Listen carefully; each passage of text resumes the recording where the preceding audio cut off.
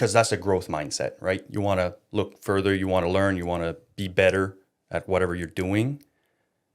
And I think with this mindset that I think we do have, I don't want to speak for you, but that we do have, the growth mindset, it's hard to be present because we're like, all right, I got to be better. And what's next? What's next? And it's like, oh, wait a minute, just sit down, look at this. You built this. This is what you got, and be proud of this. Take a moment. You don't need to take 15 minutes, but you need to be cognizant to put yourself a little bit more present sometimes as well. And it's hard to have that balance to strive for more and same time still got to be here with the present life that you have. Welcome to the Driven Dad Podcast, where we celebrate dads that live with passion and lead with purpose. On this show, we'll host some dads that live incredible lives. Being a dad is the most important job you'll ever have. Get inspired by our amazing guest dads that refuse to live life in mediocrity and live epic lifestyles with their families.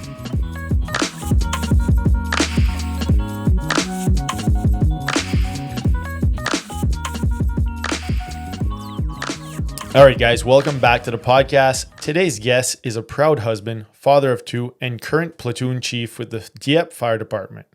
Mario's journey in public service began at just 18 years old as a volunteer firefighter in Shediac, followed by years as a paramedic and full-time firefighter. Coming from a long line of firefighters, his career has been shaped by a deep family legacy of service and resilience. Beyond the uniform, Mario is an athlete, coach, and adventurer.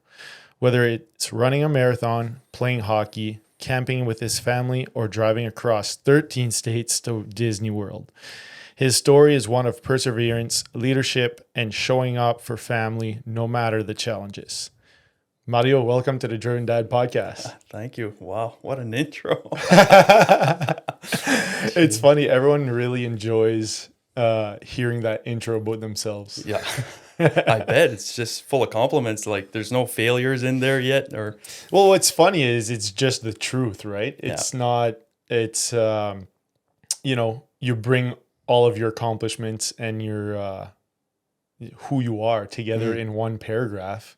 And I think I've said this many times, but I think we're pretty humble people here on the East Coast, or as Canadians, and we tend to forget or not brag about ourselves enough, right? Yeah, so that's true. It's fun to hear it. It's fun to hear it. Yeah, absolutely. And sometimes you think like, if I were to write my obituary today, it's like, what would my story be in a paragraph? And it's super humbling to reflect on your life. Like even just when you ask me like, hey, do you want to be on the podcast? And I'm saying, yeah, sure, whatever. And for the weeks prior to today, it's like, I was just thinking about my life and the things that happened, and it's like, oh, wow. Like, it was so not fulfilling, but ish to me to see like, no, I had a big journey, like, to get where I am today, and life goes so fast that you don't even recognize that, I guess. Mm-hmm. Yeah, it's super easy to forget about the things that we've accomplished because most of us or people with our personalities, like we tend to look forward, right, to what's next or what we're working on, what we want to achieve. Yeah. But it's easy to forget all the freaking wicked things that we've accomplished, whether it's traveling somewhere is cool or accomplishing professional things. It's fun to reflect back on those, and we need to reflect back on those because 100%. It's motivating to remember all the things that you've accomplished, right? Because sometimes you wake up and you're like, fuck, like, what am I doing here? What have I done? You forget about it. Yeah. But when you think back or someone reminds you of the things that you've done, it's a great feeling. 100%. Yeah. You need to do that. Like, it's like, that's why you're here now. Because of all of that, the accomplishments and the lows, that's why you are here now. Exactly. I like to think about every step in life as it's just the step that's taking you to the next thing. Like where you are right now is just the step to the next thing. I agree. And I can have an opposite viewpoint of that as well, as like because that's a growth mindset, right? You want to look further, you want to learn, you want to be better at whatever you're doing. And I think with this mindset that I think we do have, I don't want to speak for you, but that we do have, the growth mindset, it's hard to be present because we're like, all right, I got to be better. And what's next? What's next? And it's like, oh, wait a minute, just sit down, look at this. You built this. This is what you got, and be proud of this. Take a moment. You don't need to take 15 minutes, but you need to be cognizant to put yourself a little bit more present sometimes as well.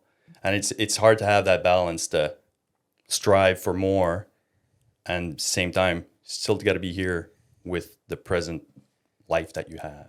Yeah, definitely. I agree with that. I like to start my mornings with a gratitude journal. It's called the 5-Minute Journal by, I think it's Ryan Holiday, I'm pretty sure. Yeah, Ryan Holiday. Do you have that one too? I have his, what is it, Daily Stoic? Oh yeah, I love that too. Yeah. Yes, Daily Dad also. I think it's like I think that one might just be a newsletter. But yeah, I love all of his stuff. Yeah, he's good. Yeah. He's good. But that journal it's a daily reflection, and what I love is I do it in the morning, so it sets your day off right? Yeah. It sets your intentions right. It reminds you of, a few things that you might overlook that you're thankful for today. Sometimes it's bigger things like, I'm thankful for, something big that's happening today or that happened this week. And most days it's like, I'm thankful for this cup of coffee. Oh my God. I'm thankful for opening my patio door this morning because the weather's nice and the birds are chirping. Yeah. It's so cool. You need to stop and do that. Yes. That's the thing. It's so fast that you don't stop to do that. Last week we were in Fredericton coming back from a trip that in the lake house and my in-laws. Anyway, Okay. And I stopped at an art shack in Fredericton. My daughter loves aquarelle, watercoloring and stuff like that. Okay.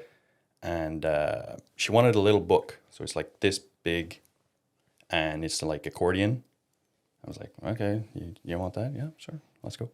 And I was talking to the lady at the store and she's saying like, oh, there's a lady that used to come here and what she'd do with that little booklet, she'd bring it with her everywhere. And she would, every morning, she would write, draw her cup of coffee wherever she's at. Take 5 minutes, just draw her cup of coffee. Just to, I think, like she didn't go into detail why and whatnot. But in my head, I was thinking about that, like, what a cool thing to just sit down for 5 minutes, ground yourself, be present, and reflect. Just reflect. You can reflect on your day. You can reflect on the day before, the week before, where you're at now. And I think there's so much good in reflection. So much good in reflection. I don't think a lot of people do that.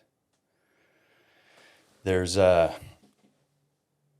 it's a story that sort of aligns, I guess. A few years ago, I was at a wedding and I had my uncle and my parents there and my grandfather at a table. We were all at the same table. And anyway, I was talking about the kids and like it's tough kid, 2 kids. It's not a struggle, but it's tough. It's a challenge. It's a challenge. Yeah, whatever Daily word challenge. you want to use, Yeah. right? And I was like, I almost got emotional at that time, and I was just like venting a lot. I was just venting a lot, I guess. And my uncle looked at me, and he's like, and I was saying, I don't know, like I'm trying to be a better dad. I'm trying to be better at my career. It's hard to do all of that, but with the kids, I like to do this better, and this, I'm not doing that good, and that I like to be better at that, and I don't know if I'm doing a good job, like. And my uncle, who has 2 kids of their own, and my cousins are grown and gone, and he's like, Mario, he's like, just you thinking about if you're doing good or if you're not doing good, you're winning right there. You're winning. Not a lot of people actually sit down and think, am I actually doing good? What can I do better? How do I improve as a dad, as a husband, as whatever your career is? We actually don't sit down that often and think, okay, what do I have to do? Yeah. Yeah. No, I agree 100%. Yeah. It's changing the subject a little bit, but digging into your firefighting career, I guess. Sure. Tell us a little bit about what's happening right now, like in Moncton and New Brunswick. Like, how are the wildfires influencing your daily job, I guess? It It's hard to say because I've been on vacation last week Okay. and I'm on vacation this week. Okay. So it's my 2 week vacation of that. But the only thing I know, well, it's about the same things that most of the public knows. The fire crews from Moncton and Dieppe and Riverview are working hard to Are they get that calling in like people that are on vacation or volunteers or stuff like that, or not at the moment? Not at the moment. I know that there was an outreach. I'm not sure how far, but it was in outer provincial, so other provinces, if they have resources that they can lend a hand. That's been offered yesterday or the day before. I can't remember exactly the day. Okay. So a lot of times, certainly like wildland firefighting is completely different than urban firefighting or regular firefighting. It's a different world. They know it's their specialty. Like they really know what's going on at that end. Right. We're trained the basics and how to assist them. Okay, so they bring in like special crews to basically lead those projects, if you will. Exactly. Okay. So the province has wildland firefighters that are on call, and I'm not exactly sure how that works, like the on-call system for them. But yeah, they come in and they're fully trained and they know exactly, like they can read fire, they can read the wind and the smoke and where it's going, where it's headed. Whereas like urban firefighters, like if there's a fire in this house, we're trained to know, okay, the fire's probably going to spread this way. We need to attack it this way and whatnot. Right. But going into the forest, Totally different beast. yeah, like we're not, but we're there to help. It's like, all right, where do you need us? I want you to do this. I want you to do that. Say, boom, Right. let's go. Right. And off we go. Okay. And then you got the water bombers and Man, I witnessed those on Sunday in the Bay of Shediac, picking up the water. It was freaking serious? cool. It was cool to see. Yeah. did you take a video or something? Yeah, I did take a video. Yeah. I want to see that. Yeah, for sure. I'll show you after. It flew at first. Initially, we were driving close to Chéléo. Yeah. And the plane literally flew like, I don't know, 200 feet above our car. Oh, They fly so low. It's cool. Like they never reach like a high ceiling. They always stay at like a pretty low elevation, even when they're traveling from the water to the fire. okay. And it's just wild to see. Like I'm sure there's a decent gap between them and the trees, but it seems like they're hovering right above the trees when you're looking at it. We're not used to that, right? We're used to It's seeing them wild. way up high. So, Yeah. that's awesome. We actually went yesterday. We did a day trip in PI, went biking and stuff with the kids. Oh, cool. And on the way down, we're like, wow, we're going to pass by Shediac. Let's just stop and see if we can see one. So we went to Point de Chine, and we waited for like 2 hours. But we saw the police boat patrolling where their landing strip was. Okay. So we're like, all right, they're coming. Like Yeah. he was telling every boat, like, get out of the way. Like you could see him chase boats like out of that zone, Okay. whatever the red zone they call it or whatever, to land. Right. And we're like, oh, we're gonna see it. We didn't see it. So anyway, it was fine. We had an ice cream and we chilled. So Yeah. Can't go wrong with that. no, exactly. So you come from a long line of firefighters, and you started volunteering at 18. Yeah, that's the minimum age that you can volunteer. Okay. Yeah. And that was in Shediac, right? Yeah, so that was in Shediac. So I grew up with my dad was a firefighter before I was born, way before I was born. My uncles were, and my grandfathers, and so at I don't know what age, I don't know, 10, 12, whatever, started like, all right, see Papa, you're so proud, like you see your dad, like, I don't know, it's a profession that's respected and Heroic. sure, yeah, and so you see your father, it's like, no, that's my Papa. So like school trips and stuff, like I was beaming when it was like station tours and whatnot Right. at the station, and us, trying to brag to the other kids there. It's like, no, that's my papa there. Like, he does that. And so I grew up in there. Like, so most of my childhood, like when I was playing outside or whatnot, like dad would go and get in the car, and because it's a Shediac's a volunteer fire department, so he'd get in his car and go. And it's funny how like he'd come back whatever hours later, and it's just like, oh, hi papa, welcome back, and give him a hug, and still smell like smoke. It's something that I didn't think was gonna affect me, but it's like, oh wow, what's that? That's interesting. Like, that's different. Like it's I don't know. It drew me to it a little bit more, and seeing my uncles do it, and the older I got, the more I was at the station and helping out with like, Dad, can I, after a fire, like, can I clean the hoses? Can I do whatever? Like, just a young kid. Yeah, go ahead. Like, whatever was safe. Right. Yeah. But that started like, oh shit, I like this. And you see the camaraderie, you see the team aspect.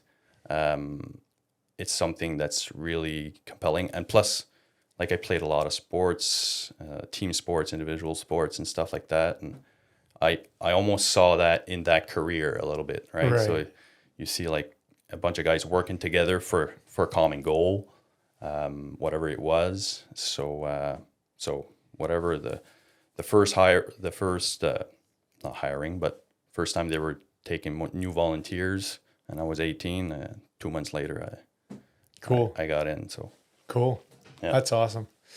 So what drew you, like, aside from your family being involved in firefighting, what drew you in aside from that? Like, as far as the actual job, like, for me, I understand the brotherhood, the team aspect, like that is attractive to me. And even the lifestyle of a firefighter, like you guys do, generally firefighters do 24 hours on and 3 days off or something. Like, even that is cool. It's a cool lifestyle, right? But in all honesty, like when I think about the actual tasks that you guys do, like going into a fire when everyone's running out, arriving first on scene for medical calls and stuff like that, that shit scares me. Are, like, for you, that part, was it, are you attracted to helping those people? Is it like, does that scream fun for you? Because it doesn't for me. It probably at the beginning it did not necessarily that it did not, but it was less so. That it was more the aspect as a young 18, 19, 20, you're like, piss and vinegar, you just want to go, and it's like, oh yeah, let's go, let's grab a line. You go into a burning structure. There's a lot of things that are going through your mind, but there's so much adrenaline, and it was definitely appealing, certainly for that age. But at 19, I took my paramedic course. At the same time, I was doing my volunteering in Shediac. And I think once I got back to Dieppe as a volunteer in Dieppe, I really liked the city. I was like, oh, this is a nice city. What a perfect city to grow your kids at, to build a life here. And the older I got, the more mature I got, and I saw more of that. Like, I'm going to help this community. Like, I want to help this community. So that aspect has grown way more as the year has went by. Plus the fact that you see things that other humans won't see necessarily, right? Accidents and what happens to human people, like to humans. I don't want to. Yeah. You know what I mean? Yeah. So that part is very intriguing to me too. Like, what does a debrief look for you guys after a scene that could affect someone mentally? So there's a few parts. On scene itself, we usually get together and talk, just like roughly.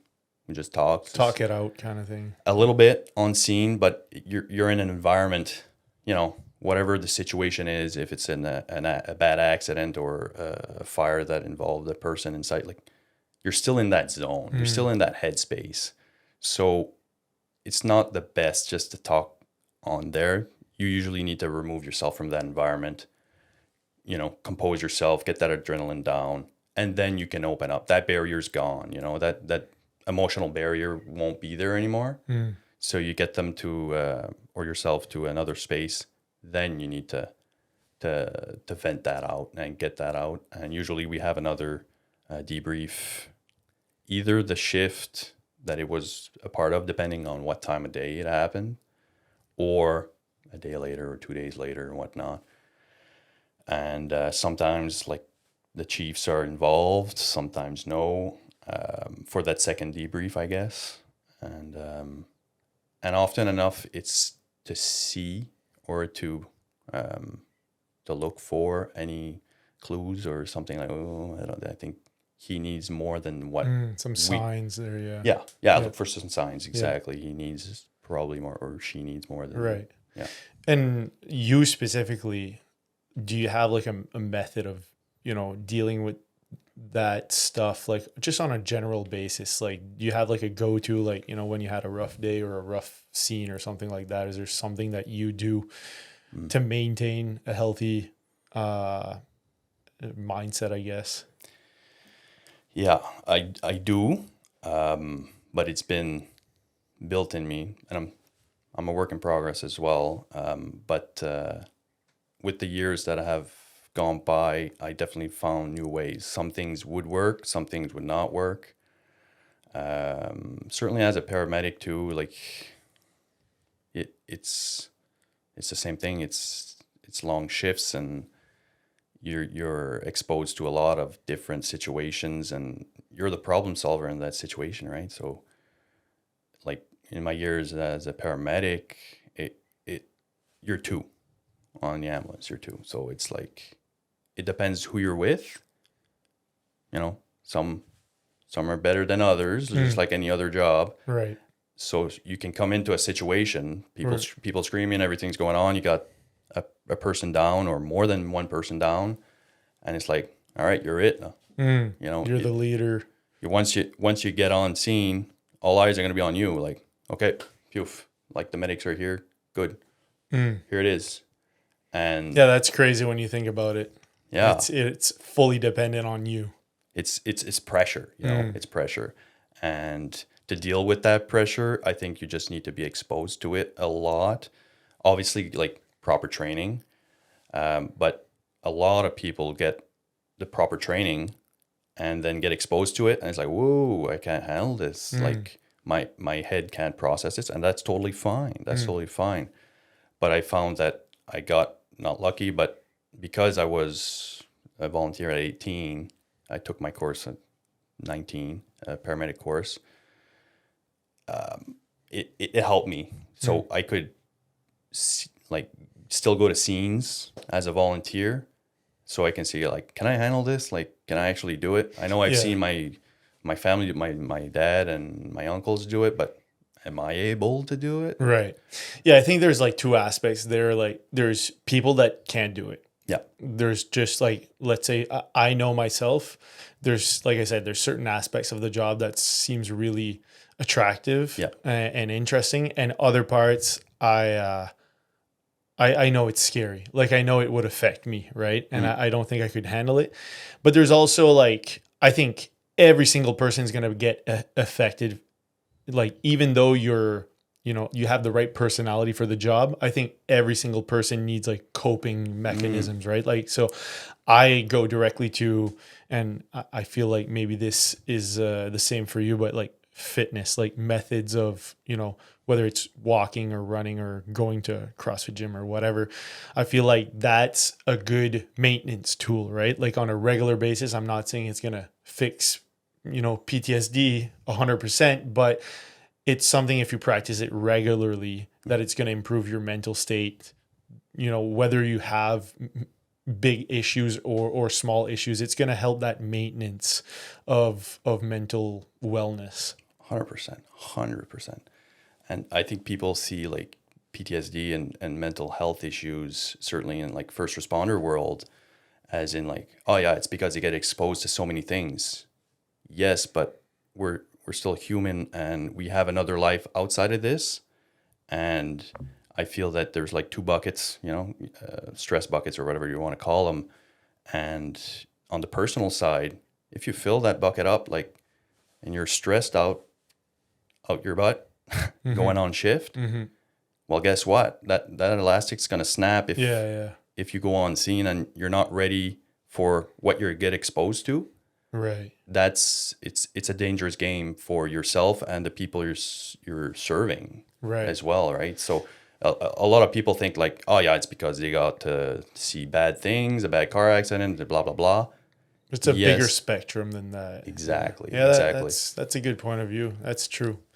If you have a lot of stress going on with external stuff with your personal life, it's definitely you're gonna blow up faster, right? Yeah. When you have, one specific stressful thing happening on the job, it's gonna affect you more than if you had a more stress-free life. Yes, absolutely. And having your health and fitness in check for your career and the personal side as well is paramount, right? Is that something that's encouraged? Like, as far as, is there incentives for people in the firefighter world to stay healthy? Not necessarily, no. We do have gyms at the station. It's self-dependent, right? It's dependent on the crew, the culture of the crew, I guess, and the guys and girls that individually they're responsible, I guess, at the same time. We should have more incentives. We should push more. I absolutely agree. The question is probably how, and how to keep it sustainable is probably another hard question about that. Like, it's good to be like, all right, guys and girls, let's have an incentive program that will I don't know, pay the first 2 months at an outside gym, so get you going, and the next year they're not there. Right. We can buy bikes, but if they don't use it, is there like a test for firefighters to, like, that they have to maintain like a certain physical ability, like, during their lifespan of their career? No, most departments, no. There are departments that do have certain Like a tests. baseline test? Yeah. Okay. But to get into the department, there is a test. Right. But I always found that, like, yeah, but once you're in, like, you can eat chips and do nothing for the rest of your career, and That makes no sense, right? it does to me, for my opinion on it. And there's nothing yet. It's just a little funny that they put up that massive barrier, because I know that test is fairly challenging, because I've heard of people failing it that were like, semi-athletic people, pretty athletic people, and still failed it at the beginning. But it's funny that they make it so hard, but then it's like, all right, you're good for life. Yeah, exactly. It's like, it's on you. You're good. It's good for life. Yeah. And that's why I say it's like, it's your responsibility.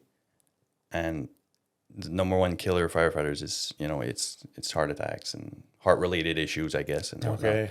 So it's not like necessarily burning in a building. It's we Right. have heart attacks because the adrenaline is so high, and if you're not healthy, you have to drag how many pounds of gear on yourself, haul it into a burning structure that's very, very hot, Right. and you got to do a task like you got fears, you got all the things, all the emotions going on in yourself, so you got a lot of hormones dumping in your body. Your heart rate's through the roof. So if your heart's not healthy, that's when incidents happen. Right. Yeah. It's kind of like if you translate it into like I'm gonna call it a normal person's life, where you see this a lot. Like, people go play in a hockey tournament once a year, and they go all out, and a lot of heart attacks happen on the ice because of that. Right? They do nothing for 11 months, then they play hockey for 1 weekend. Yeah. And they, they get their heart rate up to 200. They take a heart attack there. It's kind of the same thing, right? You don't go into a fire for probably you don't go into an intense fire all the time, I'm guessing, right? No. So if you do it, like, let's say a couple times a year, eventually that can definitely, creep up on that person that has an unhealthy lifestyle and an unhealthy heart. For sure, for sure. And it doesn't necessarily need to be big incidents either, right? Mm-hmm. So you got that gear. It's not breathable. Like, it's not breathable gear. So it's all, I don't know what it's called, but it's not breathable. Right. So all that heat that your body's producing is going to stay in there. It's like you have a garbage bag over your entire body.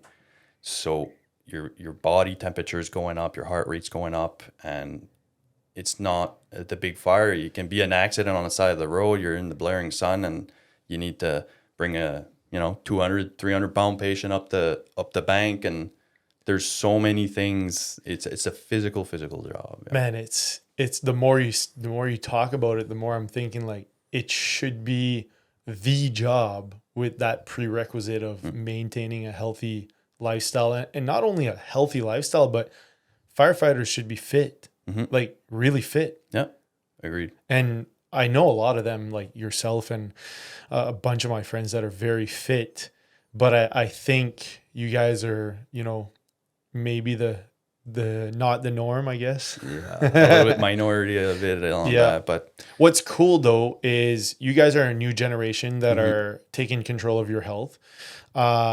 And you guys have an influence on some of the others, at least. It's like you mentioned earlier, and one of my buddies mentions this all the time, like people aren't going to work out, but if I'm starting to work out at the station, usually there's 2 or 3 guys that will come work out with me if I work out. yeah, It doesn't happen if I don't work out, but still, you guys are leaders, right? You guys are change makers, and it does make a little difference. And maybe over time, it'll become more of the norm to, have most firefighters be super fit people. yeah. Hopefully. Like when I was on the floor, that's what I tried to do, I guess, with the crews that I work with. It's like, all right, guys, I'm going to work it out. I'm doing this workout. Hey, you want to join? Like, Right. oh, I don't know. It's I can modify it whatever type you want, and let's go. Okay. And most crews, like it's crew of 4. Most crews were 4. Like a few months later, we're 4 out there, and it's awesome. So let's go together. Let's work out together. Let's eat together. Like we're already eating together. We're already doing everything for 24 hours together. Let's work out. Let's try to better ourselves. Team building type activity. Exactly. Yeah. Exactly. Yeah. It's funny, those environments, like I've worked for the city before in public works, and I would put it as like a similar category of boys that are working together. And I was super weird compared to the rest of the other guys, because I would bring my lunch and it would be a healthy lunch every day.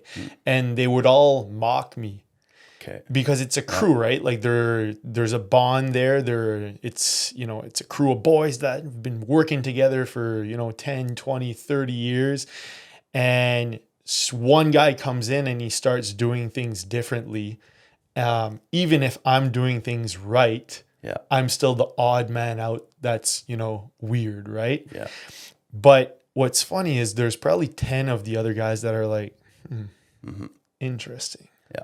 Like Matt's doing that. I know the other guys are chirping him, and I'm kind of chirping him too because it's funny and blah, blah, blah. But silently in the back of my mind, I think I might start doing that, a little bit more, right? Yeah. But what's cool is we're in a generation now that those things that people got laughed at before is now becoming cool. Yeah. So being healthy is a lot more mainstream now.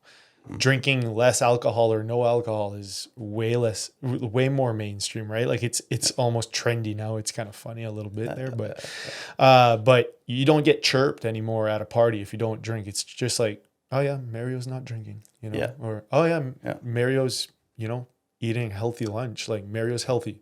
People know that Mario's healthy. They're going to expect you to eat a healthy lunch. Yeah.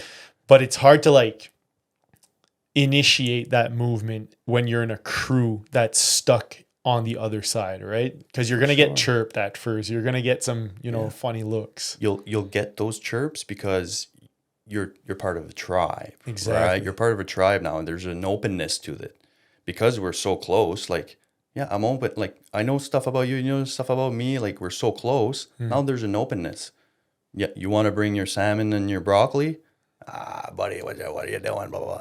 It's where you're open to chirping it, which someone that's not in your tribe, you're not going to chirp a random guy that you met 2 days ago. But now we're going to chirp. But I think there's a responsibility for people to be like, no, I'm doing this. Yeah. Wow, why are you doing that? Well, I'm doing this because of this. It helps me do this and that. Because you're totally right. Like, probably two or the three others that are on your crew probably want that for themselves, but they're not going to say it because one person chirped you. So they're like, no, I got to fit into this tribe. He mocked him. So, yeah. So they'll just add on to that. Yeah, exactly. It's not that it's not wrong technically, but it's tough. We're social creatures. We want to fit in. Yeah. And it doesn't matter which tribe or which community you be a part, you want to be a part of. You want to fit in. And I don't necessarily want that for my kids. And it's hard to be strong on who you are, Like my kids like, my daughter likes Stitch. And I think his motto is like, stay weird. Oh, And it's like, yeah, Joanie, like, stay weird. Like, freaking right. Don't be the same. You want to be the same as the 15 other girls here? No, you want to be different. Like, 100%. That's not fun. You want to be the same as Oh other man, people? I love that. You're preaching to the choir. Right? I always say I love being weird. Oh, it's like how life would be boring if we'd be all the same. Like, no, but it's hard. Certainly, as you get older, as adults like we are, it's hard to stand out in the group, I guess, to be different. And like you said, like with alcohol or eating healthier meals, it really is hard to be strong and Be to the stick odd with man it out there. Yeah. rather than eat salmon for 2 shifts and after that it's like, well, fuck them. Oh, they mocked me and whatever. Yeah. I'm not gonna eat salmon. I'm just gonna eat the pizza with the boys. Yeah. It's like, no. But it's crazy though how if you take that leap of saying, fuck it, I'm eating healthy, like I don't care what you guys say, the next guy, it's like 10 times easier for him to say fuck it. You're opening the door for him. And that's the same thing for everything in life. Like, let's say you're like, you know what? Screw it. I'm driving a 10-year-old car. I'm not buying a brand new Mercedes Benz like everyone's doing in my neighborhood. Yeah. Then the other guy's going to be like, holy shit, Matt's pretty smart. Yeah. Yeah. Like he has no car, like he's not paying $1,500 a month for a new Mercedes, Yeah. and he's traveling and doing, all sorts of cool things instead. Right. Exactly. But society drives us to be like the norm. Right. So whatever everyone's doing, that seems like the path of less resistance and less questions. Yeah, 100%. And that comfort zone is not good. Progress is not made in a comfort zone. And and certainly these days, a lot of talk is had about mental health, and there is a stigma around it. There is like people don't want to talk about it, and they don't want to stand out. They don't want to be like, oh no, I don't want to say that I have issues, like that'll show that I'm broken or I'm not as much as others, and I think it relates totally to that aspect of it, that we don't want to go against the grain. Yeah, no, 100%. And it's funny too how people perceive success in life, right? So society has driven us to believe that success is based on monetary possessions, I guess, right? Like a big house, a nice car, trips, maybe sometimes like flashy trips and flashy stuff, right? Sure. But I love thinking about, how I judge success is more like looking at someone's lifestyle. Like, how many hours does that person work? Does he work at a job he loves? Does he do fun shit? Yeah. Like on his spare time? Is he present with his kids, with his family? Does he do like really, really sick vacations with his kids where he's like very connected with his kids? And also, does he take care of his health and fitness, right? Like that, you can tell a lot from someone by, essentially looking at them. 100%. And I feel that certainly with social media and whatnot, we see like pictures. Oh wow, look at that! Oh, they have it all, and the grass is always greener. Um, have you ever read Brene Brown?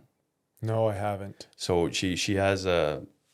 I read one of her books last year, and I found it super interesting. She's like, you know, when people say like the grass is always greener on the other side, it's like, yeah, I guess there's actual like not research, but research on it's literally greener because where you're standing, the angle of your eyes to the grass on the other side of the street will always be greener because of the angle of your eyes. But once you walk there, oh, it's not greener. You look at your grass, oh, wow, that's greener. So, but you put that in the life's perspective, it's like, oh, yeah, he had or she has it all. Like, they have it all. It's like, no. Once you actually go into their shoes, they don't have it all. Right. And you look at your grass and it's like, yeah, oh, yeah, like, Right. but it's just sometimes I feel it's like lipstick on a pig sometimes. You know, it's like, oh yeah, it's on social media. Oh wow, look at the trips and whatnot. But are you actually living, or you're just posting it? I guess. Yeah, 100%. I love like if you're talking about social media specifically, I love something I heard on a podcast that I listened to, where they were talking about their kids, you know, posting things on social media, and this guy told his kid like, stop, you know, don't think about things as like, I'm going to go do this thing because it's going to look sick on social media. Just go do sick things. And if you choose to capture it and post it on social media, cool. Yeah. But, you know, 100%. don't go on a cool trip to post it on social media, or don't do something that you think is going to be really cool for others. Do something that's really cool for you. Yeah.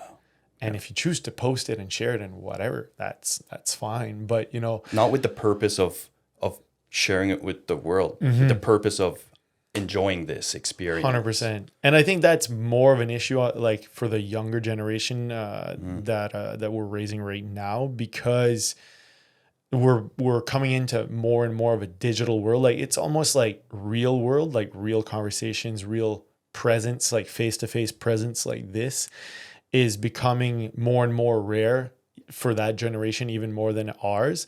And people are kind of like coming into this digital world, like where they believe that it's the real world, right? Like their digital presence is their life. Yeah. Yeah. And they put more importance on their digital presence than their actual physical life, which is super sad when you think about it. It's sad, scary, and hard to manage. Like for kids, like growing up, like our kids. Well, my daughter's 10, and my son is 8. But for yourself as well, it's like you see them. It's like, oh, I know what's coming up in a few years. It's like, how will we manage that? But I think we need to prep them before. You know, that the importance is not what's on a phone, or what object you have, or what piece of clothing you have. It's like, that's not important. So that's why, like me and my wife, we try to bombard the kids with experiences. We want them to travel, to see the world, and to just to be part of this world, not just to float by on a screen. To me, like the screens really scare me for my kids. And even for myself, I don't like. I'm barely on social media. I go once in a while, but that's just my personal preference. But yeah, and I try to say to the kids, there's a lot of things that yourself as well. I'm sure you want to teach them a lot of things. It's like, all right, guys, like this is life, and you know, oh, you're gonna learn this. You don't do this way. You do this way, and I was listening to a podcast the other day, and I found this amazing. He's this older gentleman and his son, and they were hiking up a mountain, whatever it was. And he was talking to his son, just him and his son, and he's like, what did I teach you? Like, you know, when you were young, what did I teach you? Like, what did you learn from me? You know? And his son's just like, nothing. It's like, what do you mean nothing? Like, I was successful. I had, you know, like, I didn't teach you anything? It's like, no. But the way you make me feel, I remember the way you made me feel. You made me feel good. You made me feel listened to. You were present with me. And that I can remember for the rest of my life. And I'm sure that that son is probably doing that with his kids. And it's a superpower to mimic what you want for your kids rather than say it. I find it doesn't work. Like, I can talk to my son like, all right, buddy, you don't do it this way. You have to do it this way. Oh, and he's like, and I'll just do it 50 minutes later, he'll do it again, whatever it was. And rather, I'm not going to say anything. I trust your intelligence, both of your intelligence, that you'll see what me and mom are doing, and that's what you'll do. You'll see how I interact with a stranger. You'll see how I interact with someone that's aggressive with me at the store. And that's how you'll learn. Not by me saying, you have to do this when a person is saying this to you. You need to. No, they won't learn that way. And I think, anyway, it's my opinion, I think they'll learn better by us mimicking what we want from them. Couldn't agree more with everything you just said. Like, leading by example, right? Yeah. The best way to, you can't tell someone to do something, but you can show someone, how you would like it to be done by doing it yourself, right? Like, by being the leader that you want them to become, kind of thing. Yeah, exactly. And and it could be little things as well. Like, we're in a store or something. It's like, Papa, I don't have this size T-shirt, and it's like, can you go ask the lady? Yeah. Like, no, Papa's busy. Like, you go. She's right there. And then I leave. So I almost leave them no choice to be like, okay, I'll go. And they'll go up to a stranger and ask, hey, excuse me, can I get this?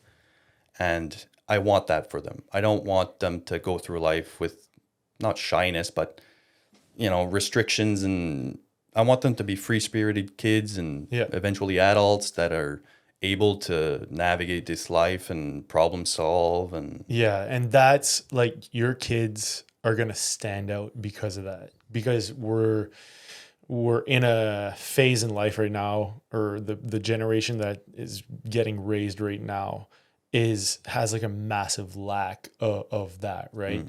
They're spoon fed, and the digital side of things is robbing them from a lot of learning experiences, and a lot of they don't interact physically with people, basically. So if you present, like, if you challenge them with daily tasks like that, and you challenge them to figure shit out on their own on a regular basis, just that is going to make them stand out later on in life. Yeah, exactly. We want to expose them to as many things as possible, like little and big things.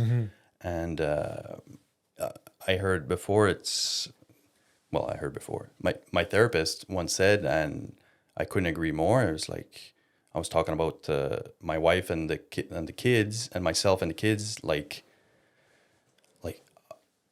I'm doing a certain thing for like homework. For me, it's like, no, you do it on yourself. You do it by yourself. You're gonna learn this way. Okay, so Papa's gonna leave the room, figure it out. But my wife is super soft. I love my wife. It's our anniversary today, by the way. Oh, happy anniversary. But anyway, my wife's more like, all right, so you put the 2 here, and then what do you do with it? And I'm always like, stop doing that. Stop doing that. And my guy was like, Mario, can't you see that it's better for them? They will see 2 different approaches on how to communicate, how to solve problems. True. They'll see mom like, okay, mom's doing this and it helps me. Oh, dad's doing it completely different way. That's a cool perspective. Yeah, it helps me, and helps me in another way.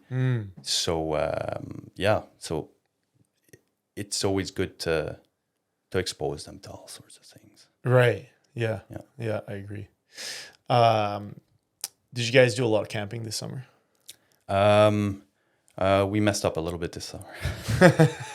We went seasonal. It's because this summer I was like, you know what? I'm doing daddy daycare. Like, I'm taking vacation days. My parents are helping out once in a while for my shifts and stuff. Right. And So the kids are with you all summer or most of the summer. all summer. So Okay. they won't go to daycare this summer. Okay. So we were like, well, let's put the camper seasonal and let's try that out. We went a few weeks and it's the same grass, it's the same beach, it's the same bike trails. It's like, You don't get that sense of adventure, right? no. So we did go to New River Beach. It's after St. John's, a provincial park. Oh yeah. It's terrific beach, and we went with some friends and whatnot. That was a great trip. I love that New River Beach. And you're actually talking about New River Beach. You talked about like success, or like what does it look like? Mm-hmm. And we were at New River Beach, and I was alone with my wife. We were drinking coffee on the picnic table. The kids were out playing in the river beside us. And it was my birthday, and my wife was like, all right, so what are you most proud of in the 35 years of your existence? Like, I was like, holy crap, what a question. 8:00 in the morning. But it stunned me, like, oh, wow. Again, another moment of reflection. It's like, I'm proud of the life we built. We got 2 kids. They're good kids. And sometimes we want to nitpick on them, like, oh, no, they should be better at this. No, they're good kids. They're respectful. They're healthy, thank God. And we have 2 successful careers. We're doing what we wanted to do, or I'm doing what I wanted to do when I was younger. Looking forward in my life, like, what's my life going to be when I was younger? Like, fuck, what's going to be my life? And I always envisioned certain things. Like, I actually envisioned, like, when I was younger, you go to the grocery store and you see like a guy in gym shorts with like running shoes, grabbing stuff from the shelves. And I always saw that. I was like, I want to be that guy. I want to be the guy that's healthy. He's taking care of himself. He's a go-getter. Obviously, he's like picking grocery up last minute, coming from a run or the gym or whatever it is, and he's giving her. I don't want to sail by my life. So that's why a lot of decisions that me and my wife do is like, let's just do it. Let's go. It's like our first trip to Disney is COVID time, and it was like, I don't know, can we afford it? Should we go? No, let's go. Mm-hmm. And we booked it, and I think it was a week and a half later we went. Nice. It's like, whoa. But that's the difference between you and, I'm going to call them normal people, but people will look at you and wonder why you have all those things or you do all those things. But you're essentially the same as, everyone has the same opportunities. You just jump on them. Oh, yeah, I like that. You just push the button, right? I like that. You just book the trip, figure shit out, So, yeah. And it, I mean, obviously money is the way I see money is it's a vehicle to all the fun things you want to do, right? For me, money in a bank account is whatever. Like, it doesn't bring anything. No. It's not who you are. Right? But you need, you book that trip to Disney, you need money to do that.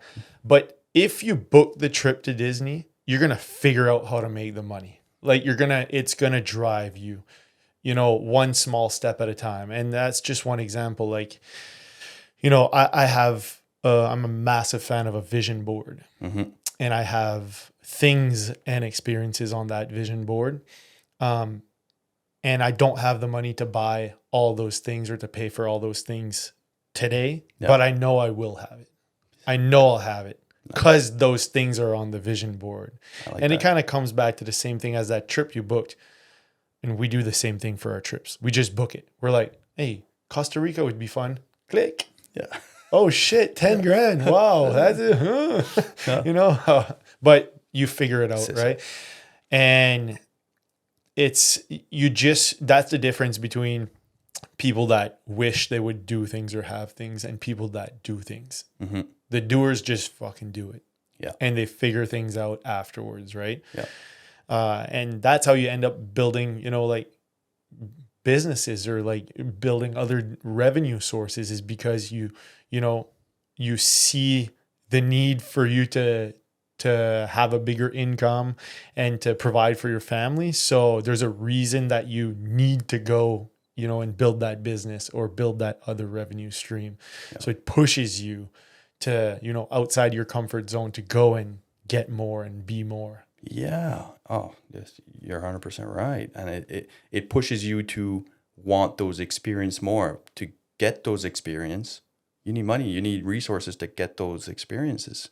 So it's like, all right, let's go. What do I need to do to get those experiences? All right, I need to work more. I got to get another job or whatever the case is. And yeah, and the, I forgot where I was going. That happens to me often. Yeah. I got a question for you. So you had a small business Yes. Yes. pre-COVID. Yeah. What was that business exactly? So it was a vending machine business. So refilling, I guess, of vending machines. So the way it works, you own the machines and the routes. So there's different routes across the province, I guess. How many machines did you have? I can't remember, 30 to 50 Okay. ish. Some buildings had 2, some buildings had 4 or 5. So like peat moss plants and fish plants and stuff like that, and arenas and a lot of arenas. But yeah, so I knew someone from the medic world who had 3 routes, I think, and he was still working on the ambulance. And so I saw him at Costco one day, and he was buying all these candies and stuff. And I was like, "What you doing?" And he said, "Oh, I'm vending machines and whatnot." He's like, "Oh, I'm looking for a helper and blah blah blah." So anyway, I messaged him a few days later, and it's like, "I work 24-hour shifts, like we were just talking about. I want more money. I want the kids to experience some things, and let's go." So I was working for him for a year, I think, ish. And he was like, "I want to sell one of my routes. I think I'm game. Let's do it." So I bought one of his routes. And so I had a business for a few years. And then poof, what happens? COVID. So did that disappear completely? Like, did that stop 100% during COVID? Initially, yes. Initially, everything was shut down, right? So all my all my plans, all my arenas were all shut down, and all my big whales were shut down. Should I say? The big money makers were shut down. So it's like, all right, let's see how long I last. I was just starting the business. Technically, I was just on my 2nd or 3rd year. So it's like, all right, I'm gonna see what happens. Like there were so many unknowns at that time, and months went by, and it's like I go and put stuff in the machines, and then that expired after a month or 2. Oh, okay. So I was losing all the products, and at a certain point, I was like, I need to sell this because I'm losing money. I don't want to put my personal money into this dying thing. I don't know how long this COVID thing's gonna last. So I got approached by a person that he wanted to potentially buy it. And at the time I was like, yeah, sure, let's go. I'm pretty sure I want to sell it. At the same time, I almost wanted my kids to be like, in a couple of years, it's like, come help with Take that. that over. Yeah. Yeah, that's a perfect part-time job for like when you're 15, 14, whatever it is. Yeah. I'll drive with you. You're 16, perfect. Let's go. Like, you can do the route now. And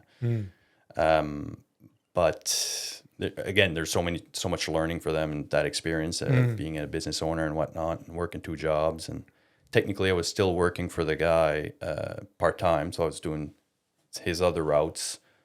I was doing my business, and I was still working full-time.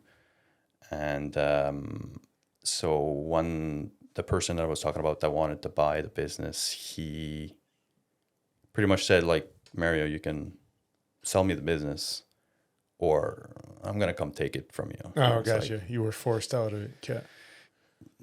he was bigger. He was a bigger vending machine guy, I guess. Yeah, bigger player. Yeah, a bigger player in the game. And so it was a tough time for me. Lost the business. Well, sold the business. Had a bit of a loss there. And it was COVID time. My wife was working ER during COVID. We didn't know what was going on. The kids were young. And like we talked a little bit earlier, it's having those two buckets of the personal side and the work side. My personal side, we just bought a brand new house. My business fell apart. I lost a bit of money there, and with COVID, everything was going on. There was a lot of things, other things as well going on, but my bucket was full. So when I went to work, still the same Mario going into work, So I decided I need to step back for a bit. I need to compose myself here. I need to fix what's going on in my head. So I took some time off, and I really needed to adjust. And at the time, my friend said, Mary, I think you need to go see someone, It's no, man, I don't need that. That's for seriously mentally ill people and whatever things you told yourself. Yeah, I told myself in my head. I was no, that's not me. It's just go, just book an appointment. You don't like it, don't go again. That's fine. It's okay, fine, whatever, let's go. And it changed my life. Seeing that, I'm gonna call him my guy. He really helps you put in perspective what's going on in your life. And he really grounded me in do you realize what you have?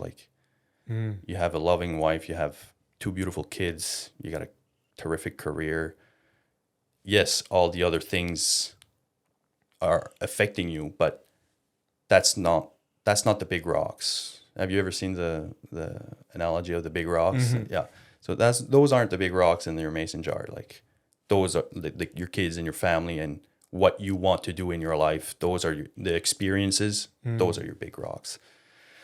And from that point on, I was I did a marathon a few years back, and I was trying to get my fitness together. But once your bucket's full, it's hard. It's just hard to get things rolling, to get the gears rolling again. And that pause, plus with the help of my guy, and he's I think for yourself, fitness is your medicine. You need something because you're a bit hyper. Try certain things. So I tried squash. I tried other things. I tried running again. I hate running. But the feeling you get after a run is second to none. You feel terrific after. I often get my best thoughts during a run. Oh, yeah. I like to think, I often think if I could plug a printer to my brain when I run, man, I would have so much good stuff, because you're done running and you're can't remember anything I thought about. 100%. But you're present. You're reflecting. You're reflecting on anything. You're running. It's in a trance. Yeah. That deep zone. So much, and you can reflect on anything, any aspect of your life and whatnot. And but anyone that's regularly active knows the magic of after whatever it is you do as a workout or as a sport. There's no other thing that you can do that makes you feel that good on a daily basis. True. And it's, it doesn't cost anything aside from your effort. No. That's the only thing it costs, right? That's the only investment is get your ass off the couch. And it pays tenfold from that investment. They're talking about effort. It's 100%. There's so many things that rely on effort, and the comfort zone doesn't require much effort, So just put an ounce of effort here, an ounce of effort there, but it needs to be properly placed as well, right? Again, we were talking a bit before I came into this room, but there was my daughter's, 6th birthday, 5th birthday, and I went to see my guy, and I went, we were talking about all sorts of things, and I was like, yeah, my daughter's birthday tomorrow. I was like, oh my God, I got so many things to do. I got to go get the cake. I got to go do this. I got to cut the grass. Like the grass is so long, and I got to do all of these. And the family's coming over, friends are coming over, and it's like, oh yeah. It's like, that's right. You got to cut your grass, Mario? It's like, yeah, I got to cut my grass. It's like, of course. Like no one's going to talk to you if your grass isn't cut. So you're going to come in. They're going to come into your yard and going to see, oh wow, his grass isn't cut. Let's get the hell out of here. It's like, no, that's not. Then why are you stressing about this? And if they do that, which they won't, but if they do that, they're not worth you. They're not worth your energy or time. Like, okay, bye. You don't want to come over because my grass ain't cut. But I was putting so much pressure on myself to organize everything, that to be better again, to want more, to grow, to develop. Sometimes we imply some fake obligations on ourselves. Yeah. Yeah. We put unnecessary pressure on ourselves. Yeah.